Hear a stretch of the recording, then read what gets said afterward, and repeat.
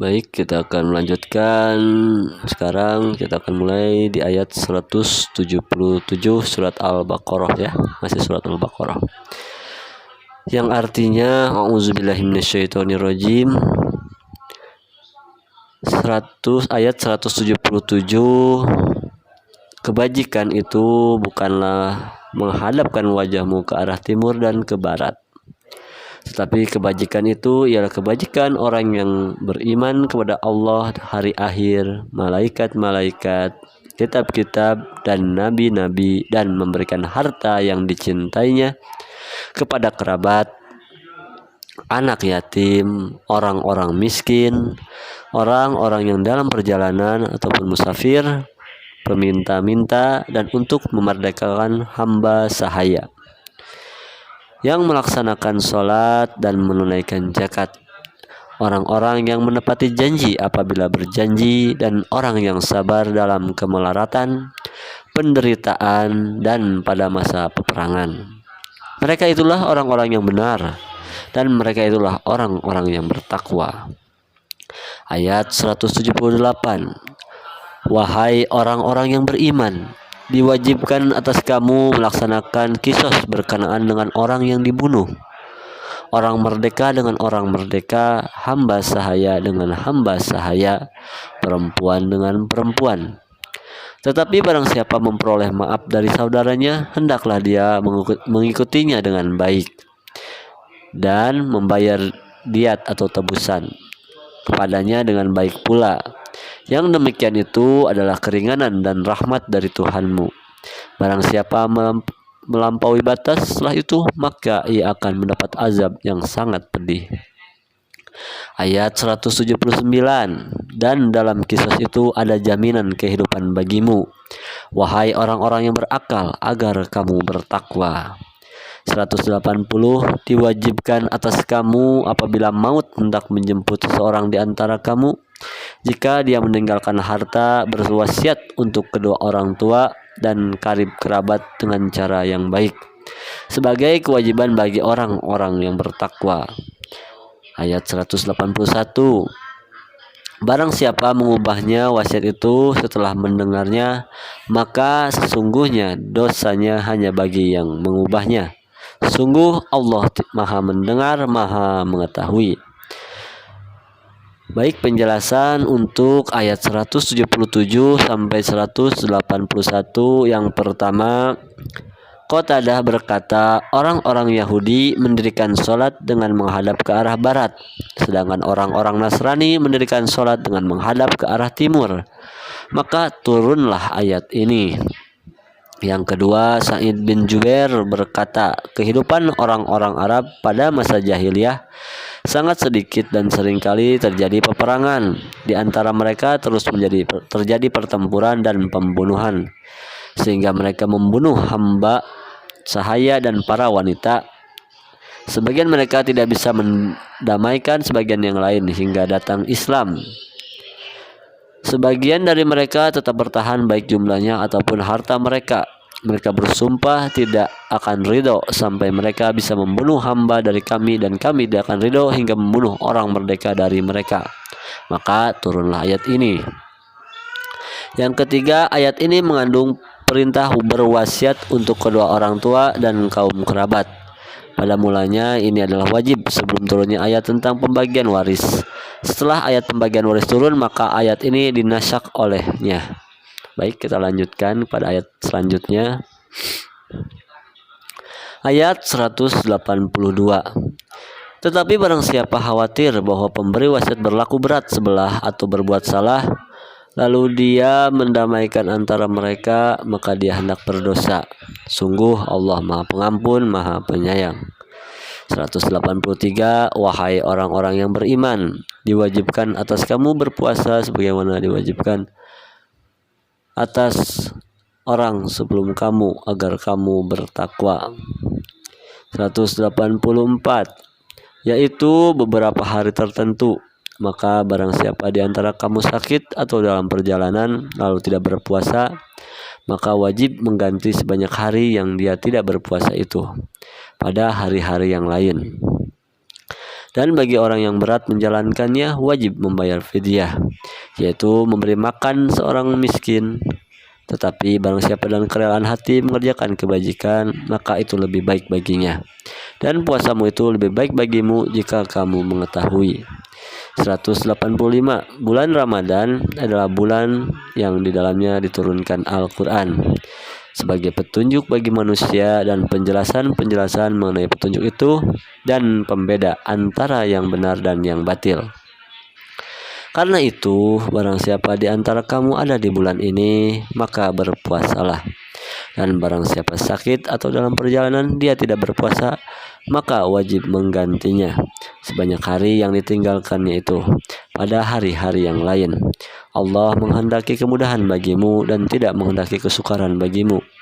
Hendaklah kamu mencukupkan bilangannya dan mengagungkan Allah atas petunjuknya yang diberikan kepadamu, agar kamu bersyukur. 186. Dan apabila hamba-hambaku bertanya kepadamu Muhammad tentang aku, maka sesungguhnya aku dekat. Aku kabulkan permohonan orang yang berdoa apabila dia berdoa kepadaku. Hendaklah mereka itu memenuhi perintahku dan beriman kepadaku, agar mereka memperoleh kebenaran. Penjelasan untuk ayat 182 sampai 186. Yang pertama, Ibnu Abbas mengatakan al-zanab berarti kesalahan. Ini mencakup berbagai macam kesalahan. Misalnya menambahkan bagian salah seorang ahli waris dengan memakai suatu perantara atau suatu cara. Seperti bila seorang berwasiat kepada cucu lelaki dari anak perempuannya dengan tujuan untuk menambah bagian si anak perempuan atau dengan cara lainnya, baik kesalahan secara tidak sengaja karena naluri dan kekuatan rasa sayangnya tanpa disadari, ataupun dengan sengaja berbuat dosa, maka dalam keadaan seperti ini penerima wasiat harus meluruskan permasalahannya dan bersikap adil dalam menangani wasiat sesuai ketentuan syariat, serta meluruskan isi wasiat si mayat agar mendekati dan sesuai dengan yang sebenarnya. 2. Mujahid berkata, ayat ini turun berkenaan dengan Maula Qais bin Syaib, sehingga mereka dapat memberikan sedekah dan makanan kepada seorang miskin setiap harinya. 3. As-Silat bin Hakim berkata, seorang Arab datang menghadap Rasulullah SAW. Selain bertanya, apakah Tuhan kita itu dekat sehingga kita memohon dengan suara pelan, ataukah dia jauh sehingga kita harus berteriak? Rasulullah SAW tidak menjawab hingga turunlah ayat ini. Oke, kita akan lanjutkan pada ayat selanjutnya.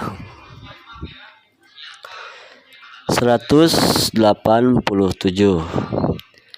Dihalalkan bagimu pada malam hari puasa bercampur dengan istrimu. Mereka adalah pakaian bagimu dan kamu adalah pakaian bagi mereka. Allah mengetahui bahwa kamu tidak dapat menahan dirimu sendiri, tetapi Dia menerima taubatmu dan memaafkanmu. Maka sekarang campurilah mereka dan carilah apa yang ditetapkan Allah bagimu. Makan dan minumlah hingga jelas bagimu perbedaan antara benang putih dan benang hitam, yaitu pazar. Kemudian sempurnakanlah puasa sampai datang malam, tapi jangan kamu campuri mereka ketika kamu beritikaf dalam masjid. Itulah ketentuan Allah. Maka janganlah kamu mendekatinya. Demikianlah Allah menerangkan ayat-ayatnya kepada manusia agar mereka bertakwa. 188. Dan janganlah kamu makan harta di antara kamu dengan jalan yang batil. Dan janganlah kamu menyuap dengan harta itu kepada para hakim, dengan maksud agar kamu dapat memakan sebagian harta orang lain itu dengan jalan dosa, padahal kamu mengetahui. 189. Mereka bertanya kepadamu Muhammad tentang bulan Sabit. Katakanlah, itu adalah petunjuk waktu bagi manusia dan ibadah haji, dan bukanlah suatu kebajikan memasuki rumah dari atasnya. Tapi kebajikan adalah kebajikan orang yang bertakwa. Masukilah rumah-rumah dari pintu-pintunya dan bertakwalah kepada Allah agar kamu beruntung. 190. Dan perangilah di jalan Allah orang-orang yang memerangi kamu, tapi jangan melampaui batas. Sungguh Allah tidak menyukai orang-orang yang melampaui batas. Penjelasan dari untuk ayat 187 sampai 189. Yang pertama, itikaf ialah berada dalam masjid dengan niat beribadah dan mendekatkan diri kepada Allah. 2. Mu'adz bin Jabal berkata, orang-orang makan, minum, dan menggauli wanita selama mereka tidak tidur. Jika mereka tidur, mereka tidak melakukan itu semua. Kemudian seorang laki-laki dari Ansor yang bernama Qais bin Simah bin Sirnah mendirikan sholat isya, kemudian dia tidur dan tidak minum sampai datang waktu subuh. Maka dia bangun dalam keadaan bugar dan kuat. Kemudian dia mendatangi Rasulullah SAW dan menceritakan hal itu. Maka Allah Subhanahu Wa Taala menurunkan ayat ini. 3. Sa'id bin Jubair berkata, istri Qais bin Abbas berselisih dengan istri Abdan bin Ashiwa al-Hadrami tentang sebidang tanah. Istri Qais hendak melakukan sumpah berkenaan dengan hal itu. Berkenaan dengan hal ini turunlah ayat ini. 4. Pada masa jahiliyah, orang yang berihram pada waktu haji, mereka memasuki rumah dari belakang atau atas, bukan dari depan. Hal ini ditanyakan pula oleh para sahabat kepada Rasulullah SAW. Lalu turunlah ayat ini. 5. Ibnu Abbas berkata, orang-orang bertanya kepada Rasulullah SAW tentang al-ahilah, bulan sabit, maka turunlah ayat tersebut. 6. Ayat ini merupakan ayat pertama tentang peperangan yang diturunkan di Madinah. Setelah ayat ini turun, Rasulullah SAW memerangi orang-orang yang memerangi beliau dan membiarkan orang-orang yang tidak memerangi beliau sampai turunnya surah At-Taubah. Oke, sobat Petra.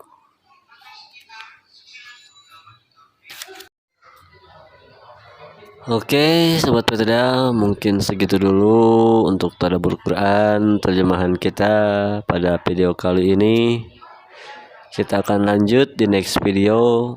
Jangan lupa like sebanyak-banyaknya jika kalian suka dengan konten-konten kami, khususnya video tadabbur Quran pada kali ini. Lalu juga jangan lupa di-share jika menurut Sobat PTDA TV konten ini bermanfaat, dan juga jangan lupa subscribe karena subscribe itu gratis. Yang nggak gratis itu beli kuotanya. Oke, makasih. Sampai jumpa di next video. Wassalamualaikum warahmatullahi wabarakatuh.